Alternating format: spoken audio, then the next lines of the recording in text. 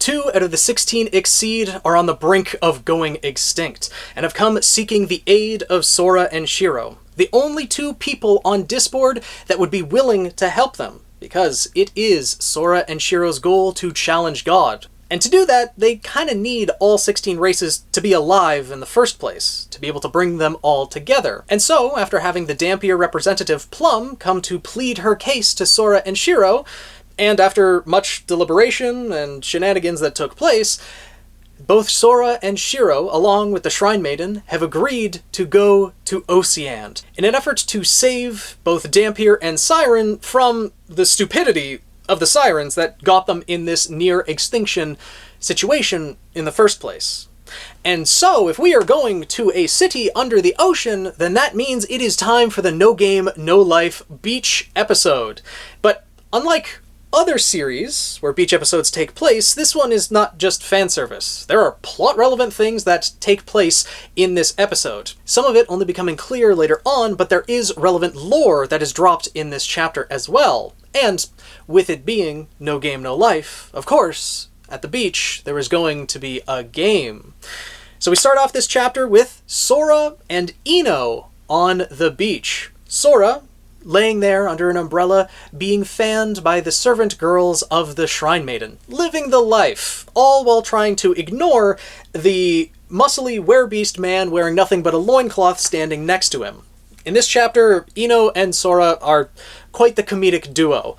Sora is laying there wearing his swim trunks and a t-shirt, and is actually not minding the sun thanks to the sunscreen that Jabril gave him. Essentially, it's SPF Flugel, because I'm guessing, similar to the shampoo that was introduced in the anime, that there are spirits infused into it, and with Flugel being as extreme as they are, it's the perfect sunscreen. As long as you're wearing it, you ain't gonna get sunburned. So Sora actually doesn't mind the sun. But right now, he and Ino are bickering back and forth. Sora wants Ino to stay out of his line of sight, and Ino is criticizing Sora's scrawny body, which causes Sora to snap back at him, saying that he's actually caring about his physical fitness a bit now. After seeing how his performance was during the FPS game against Izuna, he's actually started working out a bit.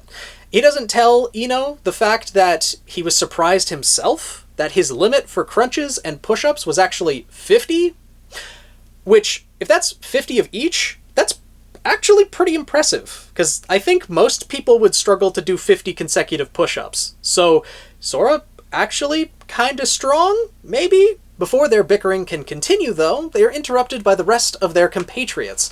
First, Izuna arrives wearing a school swimsuit, adorable as ever, and Ino just turns to mush at the sight of her. And Steph also appears, and Sora is quite impressed at how good she looks in her swimsuit. But both of these men, both Sora and Ino, are brought to their knees at the sight of 2 goddesses that arrive.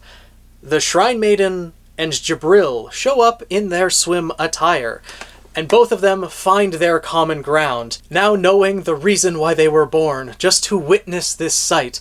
Both are content now and are, well, seem to be at peace. Shiro is the last to arrive, and of course earns the praise of her brother for being the beauty that she is. Similar to the anime, Sora will always sing Shiro's praises.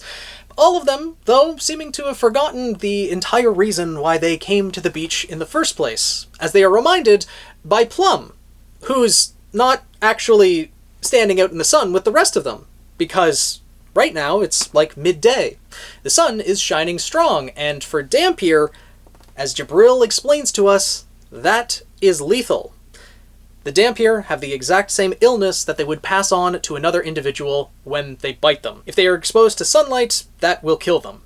So, no sunlight for Plum. Instead, Plum is hiding underneath of a crate, and even more so, constantly using her magic to bend the light around the crate so that there is no chance of exposure to light, and thus death. Sora does ask if the stupidly strong sunscreen that Jabril has would be enough to protect Plum, but Jabril says no, just the sun itself is death for the Dampier. However, Plum speaks up and says that, well, if she had enough soul, if she had enough power to manipulate magic, she could easily cast a rite that would allow her to be out in the sunlight and just bend all of the light around her so she would actually have no exposure. Plum initially asks if she could lick Shiro's feet again, but Sora shuts that down real quick. Jabril then comments, though, that if Dampier were to get enough soul by sucking the blood of a race such as Elf, then they would become quite the skilled assassins. Their magical aptitude for stealth and illusions would reach its peak. And she goes further to state that during the Great War, the Dampier were actually somewhat of a threat. This is Jabril saying this. We all saw No Game No Life Zero. Jabril thought pretty much all of the races were beneath her. The Ex Machina were nothing but toys for her to play with, and yet she's stating that the Dampier are somewhat of a threat.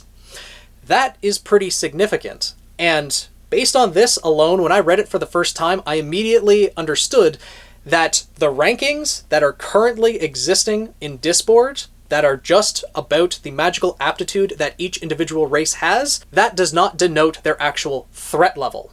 And so, if we were to rank all of the races of Disboard back during the time of the Great War, the rankings would be much different. That is a video that I'm absolutely going to make later on, so make sure to subscribe for that, but it's going to be way later, like after I've covered all of the light novels. So there's plenty to look forward to from now until then.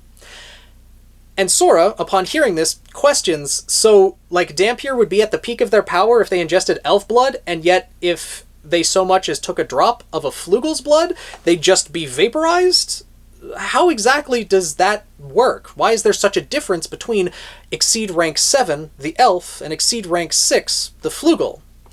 And this is where we find out something very important, because Jabril states that this is simply the separation line between the races.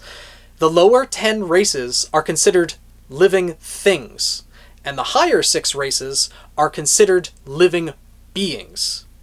Which, of course, Sora doesn't really understand the difference, and this is where Jabril explains that the lower 10 races possess physical bodies and reproduce through ordinary means, whereas the higher 6 races you can think of as energies or concepts given will. They are living beings. This is a significant piece of information because it explains the disparity between Flugel and everything else. Why the Flugel were such a prominent threat during the Great War, why all of the other races fear the Flugel, is because they are so much stronger. And this also denotes quite a few other things for things that happen in the future of No Game No Life. So keep this in mind. I will be making a video on this later as well. After hearing this, though, Sora then asks, what about the race one rank higher than the Flugel? Ixseed rank 5, the Giganto. How do they compare? And Jabril states that, well, taking one on alone would be quite a feat, but if she wanted to be certain of victory, then she would like to have 5 of her companions fight alongside her. So here's where we get the measuring stick for every race that's rank 6 and above. It's by how many Flugel it would take to kill one member of them. And for the Giganto, for Ixseed rank 5, it would take 6 Flugel to kill one Giganto. And that's the measuring stick for the upper 6 races. For the lower 10, it's much more tame in comparison. And we'll find out the power levels of the other races later on. But for now, Sora's just thinking that it's a miracle that any of the lower 10 races survived the Great War, especially Humanity. But for right now, they're on the beach, and they've got some time to kill before their boat to Siren arrives. Plum is a little bit distressed because their boat is supposed to arrive at midnight, and they're there in the middle of the day. Not knowing why they came early, Sora simply explains, well, it's the beach. With a crew like this, why wouldn't we come to the beach? And so, they decide to give this beach fun thing a try. And so here is where a lot of the typical water activities start taking place, including a game played between Sora, Shiro, Steph, and Izuna, as they are passing a fabric ball back and forth. Shiro passes it to Steph, who then passes it to Izuna, and Izuna just catches the ball, not understanding what's going on. She doesn't understand the rules of the game. Well, Steph is thinking that it's just nice to play without any stakes or anything going on. Sora explains to Izuna the rules as follows. You're supposed to pass the ball to the next person in one touch, and if you fail to do so, you lose. And so, the rules of the game are set. And now that it is an official game, nothing being bet on it, no one staking anything by the covenants, but it is still a game, and blank does not lose at games, well, Sora, Shiro, and Izuna get real serious. Shiro, having been given the ball, is the one to start off, so she dips one side of it into the water, making it off-center and heavy on one side. She passes it to Steph, and Steph then passes it to Izuna, not realizing that it is off balance, and so the ball is flying off target. Izuna, with her werebeast instincts, is able to catch on immediately. She's able to jump and intercept the ball and pass it to Sora. Though what seemed like a simple pass for a child of her size was backed by the power of werebeast, and so this ball comes hurtling at Sora, faster than, any human should ever be receiving a ball.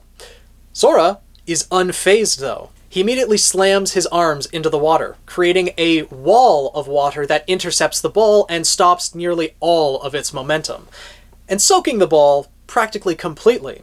Sora then passes it to Shiro, and Shiro, with her small frame, and now the ball being much heavier than it once was, is barely able to pass it to Steph. And Steph, again, not realizing how different the ball is now that it is completely soaked with water, passes it to Izuna, but is now completely off target. Izuna, though, is not one to give up.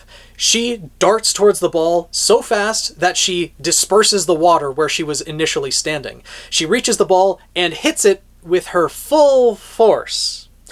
The fabric ball, now being completely soaked in water, simply explodes. And Izuna loses the game. Sora points out to Izuna that her downfall was using her full strength. But Sora and Shiro were also playing some dirty tricks there, which the Shrine Maiden even comments on.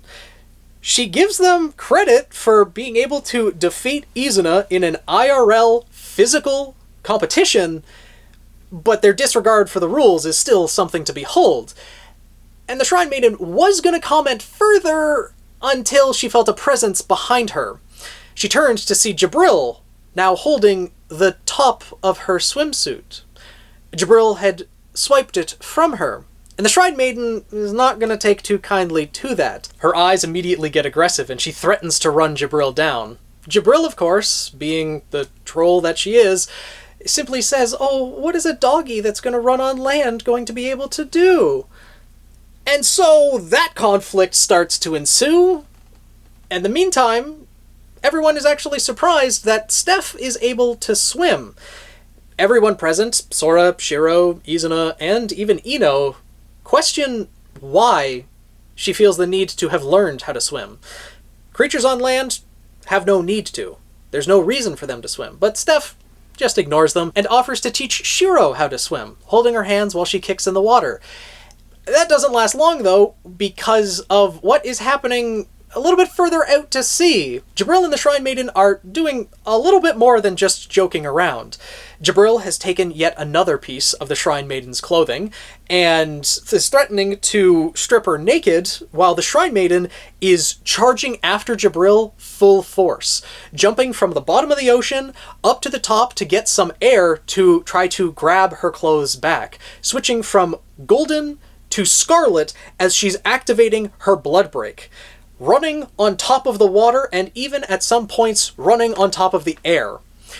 Of course, this commotion, and with the Shrine Maiden and the, physical abilities approaching the physical limits of the worlds, is causing a little bit of commotion in the sea, enough so to cause a wave to wash everyone else onto shore. And so, although Sora and Ino are seeing quite the sight to behold, Sora calls a stop to it, saying, "Alright, that's a wrap. Everyone, let's call it here." And so everyone just stops what they're doing and heads back to the beach, to the confusion of Steph, because Steph was actually enjoying herself. She was wondering when was the last time she took some time to just kick back and relax. She was having fun at the beach, genuinely so. And so when everyone just, on the dime, heads back to shore and is calling it off, she's very confused. And Sora, a little bit apologetically, thought that Steph kind of understood.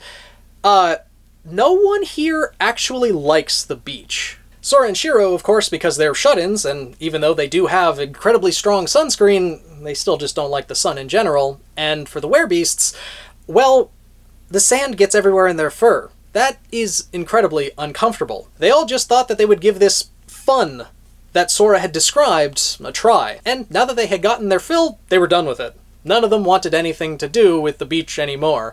The Shrine Maiden went and sat under her umbrella, and needing to groom her tail, which gives Shiro the opportunity to fluff the Shrine Maiden's tail even more. Both Sora and Ino offer to help Izuna groom her tail. Izuna, however, has to choose between them, and she plops down right in front of Ino. Even though we saw in the anime that Izuna preferred Sora's capabilities when it came to petting and grooming compared to Ino's, right now Izuna chose Ino. Might be something to keep in mind for later, but this does give Ino the opportunity to give the most smug look to Sora. That veins start popping out in Sora's head, and he's just... like, again, comedic duo between Sora and Ino. They are trolling each other back and forth, and I absolutely love it. And so, after this, time passes, and it reaches the nighttime. It's still hours away from midnight, but the sun has come down, and now everyone is bored. Sora has been playing games with Izuna on the gaming system and tablet that he had brought from his own world. Unfortunately for Izuna, she has yet to win, but everyone's kind of sick of just sitting on the beach. And in response, Plum gets even more aggravated, again stating that they didn't need to come to the beach so early, because the boat was always supposed to arrive at midnight. Regardless, Sora says, enough time waiting, and calls Jabril, who materializes at the mention of her name. Sora asks her if she's confirmed the location of Ocean that Sora and Shiro had calculated, the city of Siren. And when she confirms that she has, Sora gives her the order to do it. And so Jabril, with a giddy look on her face, walks to the edge of the water, and actually looks back to Sora for an additional confirmation, just to be certain. The look on her face says that she's excited for the orders that she was given, but she wants to know one last time if it's okay for her to go ahead. And Sora says, yeah, go for it. It's going to be limited by the covenants anyways. And so, with that final confirmation, Jabril begins to gather the spirits in her right hand, condensing all of the spirits around her. The werebeast senses at that point are screaming bloody murder. And Plum, the only one there who can actually see spirits, can see a black void starting to form as the spirits are being condensed in Jabril's hand.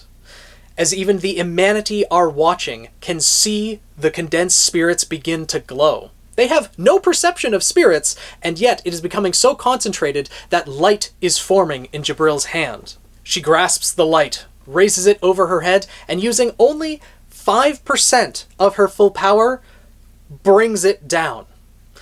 And after a brief time lag, the sky and the sea itself are parted, with walls of water on either side, clear to the bottom of the ocean for as far as their eyes can see. The sea has been parted by the signature attack of the Flugel, a heavenly smite. Of course, Plum, the werebeasts, everyone is freaking out at what they just saw, because presumably a heavenly smite has not been cast for years, decades, hundreds of years, maybe not since the Great War?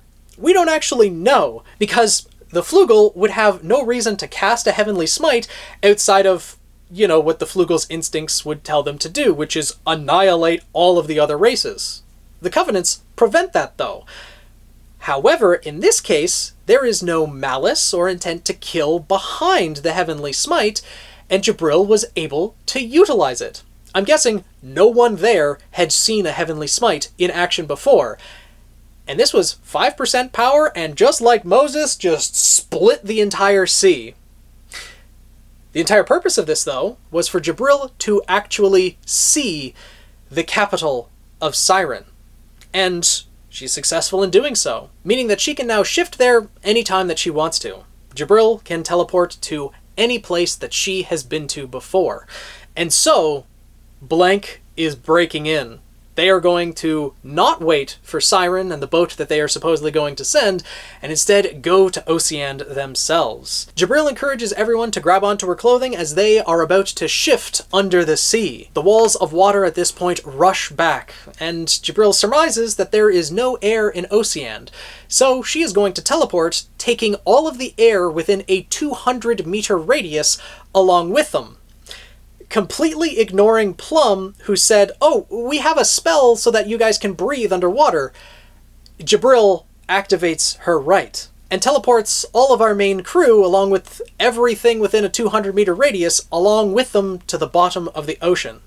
The Shrine Maiden's servant girls are left behind to see the calamity that is left in their wake. When you all of a sudden remove all of the air that would be contained in a sphere with a 200-meter radius, well, that gap in space is going to immediately try to fill itself. And so, in their absence, it created almost a miniature cyclone, to which the servant girls of the Shrine Maiden had to hang on to trees to not be blown away. Though, any of our main crew that could have seen that have disappeared on their way to Ocean, which is where we will continue in the next chapter of No Game, No Life. What did you guys think of the beach episode? Seeing all of the characters in their swim attire, but more than that, getting the extra lore about the 16 races, the separation line between the lower 10 and the higher 6 races, and how there are living things and living beings. And also, how I find it quite funny that the upper 6 races are simply measured by the amount of flugel it would take to kill a single member of them. Not to mention, finding out a bit more about Dampier, seeing that game between Sora, Shiro, Izuna, and Steph, how no matter what, whether it's a video game, which seems to be Blank's specialty and their preferred way of playing, even if it's IRL, they will still do everything that they can to win. And, holding true to their motto, Blank does not lose, even in physical competitions against members of a race that break the physical limits of the world. This was a shorter chapter, but it was a lot of fun, and there are a number of things that will be relevant for later on, so keep this one in mind. Let me know down in the comments below what you guys thought, and if you guys enjoyed this video and want to see more like it, make sure to subscribe to the Daily Flugel. If you want to see some games played live, I also stream on Twitch every Tuesday, Thursday, and Saturday. But with that being said, I'll see you guys in the next video. Ashente.